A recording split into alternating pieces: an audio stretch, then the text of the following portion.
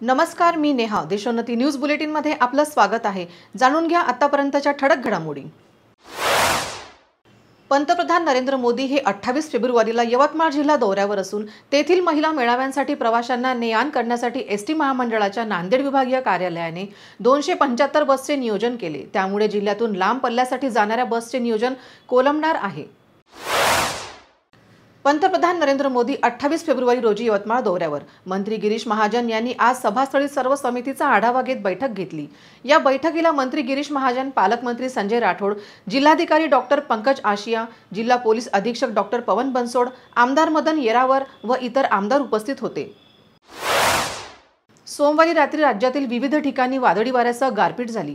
या गारपिटीमध्ये शेतकऱ्यांनी पेरलेल्या रब्बी पिकांचे अतोनात नुकसान झाल्याचे चित्र पाहायला मिळाले आहे.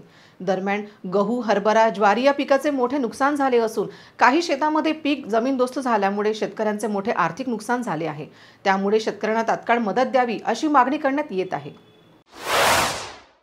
यकृताच्या कर्करोगावरील संशोधनासाठी शिवाजी विद्यापीठास पेटंट मिळाले. यकृताच्या कर्करोगावर केवळ कर्करोगांच्या पेशींना मारण्यासाठी शिवाजी विद्यापीठाच्या रसायनशास्त्र विभागातील संशोधकांना भारतीय पेटंट मिळाले. 2 मार्च रोजी बारामतीत नमो महारोजगार मेळावा. मुख्यमंत्री आणि उपमुख्यमंत्री यांच्या हस्ते होणार उद्घाटन. पंतप्रधान नरेंद्र मोदी हे नागपूरहून थेट यवतमाळ येथील सभेच्या ठिकाणी जातील. खासदार अशोक चव्हाण यांची प्राथमिक माहिती.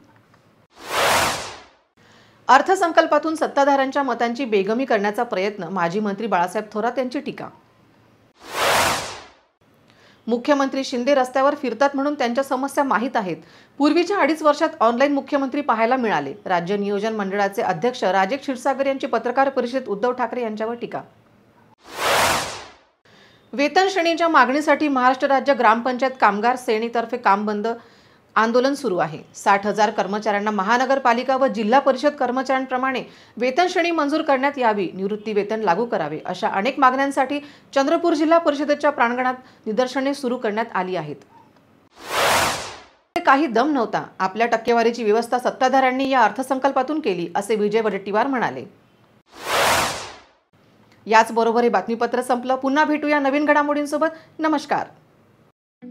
ठळक घडामोडींसाठी देशोन्नती न्यूज चॅनलला सबस्क्राइब करा आणि बेल आयकॉन प्रेस करा. मुंबई, पुणे, नागपूर, मराठवाडा असो का विदर्भ, राजकीय, सामाजिक, शैक्षणिक क्षेत्र असो का क्रीडा, सर्वच घडामोडीचे विश्लेषण पाहायला विसरू नका. फक्त देशोन्नती न्यूजवर.